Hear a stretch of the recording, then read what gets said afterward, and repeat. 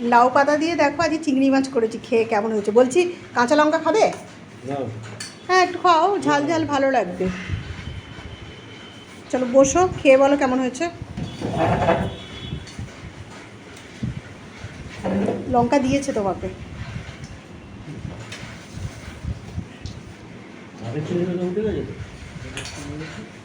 আগের চিংড়ি মাছ? হ্যাঁ চিংড়ি মাছ আর থাকে। চিংড়ি মাছের এটা মানে যেতেই দাও তাতেই একটা বেশ টেস্টি খাবার। খেয়ে দেখো তো কেমন হয়েছে এই নতুন এটা। ভালো লাগছে? লাউ পাতার বেশ ভালো হয়েছে। নমস্কার বন্ধুরা, আমার নতুন একটা ভিডিওয় তোমাদের সকলকে স্বাগত। তো দেখো অনেক দিন ধরেই এই রান্নাটা আমি দেখছিলাম, আর আজকে ছুটির দিনে খুব করতে ইচ্ছা গেল, দেখি যে এটা কেমন খেতে লাগে। তো বরকে বলেছিলাম নয় কচু পাতা নইলে লাউ পাতা নিয়ে আসবে, তো চিংড়ি মাছ দিয়ে একটু করব। তো লাউ পাতা ও কচি কচি বেশ লাউ পাতা নিয়ে এসেছিলো, আর এই লাউ পাতাগুলোকে আমি একটু গরম জলে দেখো ভালো করে একটু কিছুক্ষণ ডুবিয়ে রেখেছিলাম।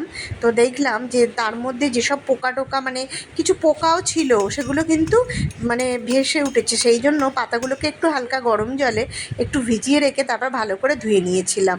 আর এদিকে দেখো সর্ষে বাটবো বলে একটু সর্ষে, তারপর পোস্ত, আর এগুলোকে একদম মিহি পেস্ট করবো। আর যে যেরম ঝাল খাবে সেই অনুযায়ী আমি দুটো কাঁচা লঙ্কা দিয়ে এবার এটাকে ভালো করে পেস্ট করব। আর দেখো একটু নুন দিয়ে দিয়েছিলাম যাতে সর্ষে বাটলে তেতো না হয়, আর একটু দই ছিল ঘরে সেটাও নিলাম, আর চিংড়ি মাছ আর লাউ পাতাগুলো ভালো করে পরিষ্কার করে এক একটা করে পাতা ধুয়ে আমি দেখো একদম কুচি কুচি করে কেটে নিচ্ছি। একদম ছোট্ট ছোট্ট করে কুচি কুচি করে এটা কেটে নিতে হবে।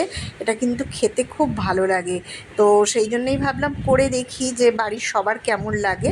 আর এদিকে দেখো আমি যে সর্ষে পোস্ত কাঁচা লঙ্কাটা মিক্সিতে একদম পেস্ট করে নিয়েছি মিহি, সেইটা দেখো ঢেলে নিলাম একটা টিফিন কৌটোর মধ্যে।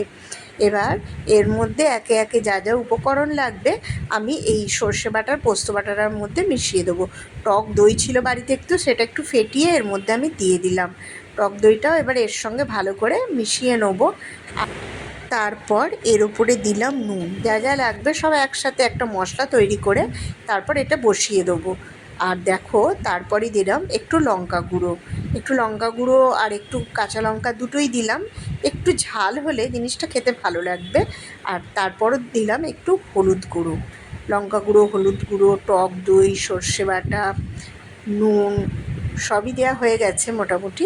আর টেস্টের জন্য একটু চিনি দিলাম, কেননা নুনটাকে এটাকে ব্যালেন্স করবে। এবার এটাকে ভালো করে মিশিয়ে নিলাম, আর চিংড়ি মাছগুলো এবার ওই সর্ষে বাটার মধ্যে দিয়ে দিলাম। আর যে পাতাটা আমি কুচি করে রেখেছিলাম সেটাও এর মধ্যে ভালো করে একদম মিশিয়ে দেবো, আর যাতে প্রত্যেকটার মধ্যে মশলাগুলো ভালো করে ঢুকে। দেখো আমরা তো চিংড়ি মাছ ভাপা খেয়েছি, কিন্তু এইভাবে লাউ পাতা দিয়ে ভাপা কোনো দিনই খাইনি। আর লাউ পাতার এমনি একটা সুন্দর গন্ধ আছে, তো আমি ভাবলাম তাহলে করে দেখি যে জিনিসটা কেমন খেতে লাগবে। দেখো ভালো করে আমি এটা মিশিয়ে নিয়েছি। এবার ওপর থেকে ভালো করে কিন্তু সর্ষের তেলটা একটু বেশি পরিমাণেই দিতে হবে, যাতে একটা সর্ষের তেলের ভালো গন্ধ আসে, আর এটা খেতেও কিন্তু খুব ভালো লাগবে তেলটা একটু বেশি করে দিলে। আর দেখো ওপর থেকে কয়েকটা কাঁচা লঙ্কাও চিড়ে আমি দিয়ে দিয়েছি, কেননা একটু ঝাল ঝাল হলে তবে ভালো লাগবে। আর একটা কড়াইতে জল গরম করে একটা স্ট্যান্ড বসিয়ে নিয়েছিলাম, আর আমি টিফিন কৌটোর মধ্যে চিংড়ি মাছ, লাউ পাতা আর মশলা সব একসাথে মিশিয়ে আমি এই কড়ার ওপর জল গরম হচ্ছে তার উপরে স্ট্যান্ডের ওপর আমি টিফিন কৌটোটা বসিয়ে দিলাম। আর কৌটোটা যেন খুলে না যায় তার উপরে একটা ছোট্ট নোড়া ছিল, সেই নোড়াটাও আমি দিয়ে দিয়েছিলাম। আর দেখো চিংড়ি মাছটা ভাপা হচ্ছিল ঠিক কথা, কিন্তু অনেক দেরি হচ্ছিল, দুপুরবেলা খেতে দেরি হয়ে যাবে বলে আমি কড়ার মধ্যে এটা ঢেলে দিলাম।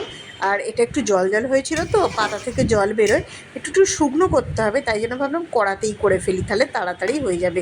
আমি টিফিন কৌটো থেকে ঢেলে কড়ার মধ্যে এটা ঢেলে দিলাম। আর দেখো আমার এটা হয়ে গেছে। ওপর থেকে একটু সর্ষের তেল আমি আরেকটু দিয়ে দিলাম। এই সর্ষের তেলটা দিলে খেতে কিন্তু খুব ভালো লাগবে। আর দেখো কি সুন্দর একটা মাখো মাখো হয়ে আসছে, আর গন্ধটাও না এত সুন্দর বেরোচ্ছিল কি বলবো, কেননা লাউ পাতার এমনি একটা গন্ধ আছে। আর দেখো আমার এই লাউ পাতা চিংড়ি ভাপাটা হয়ে গেছে।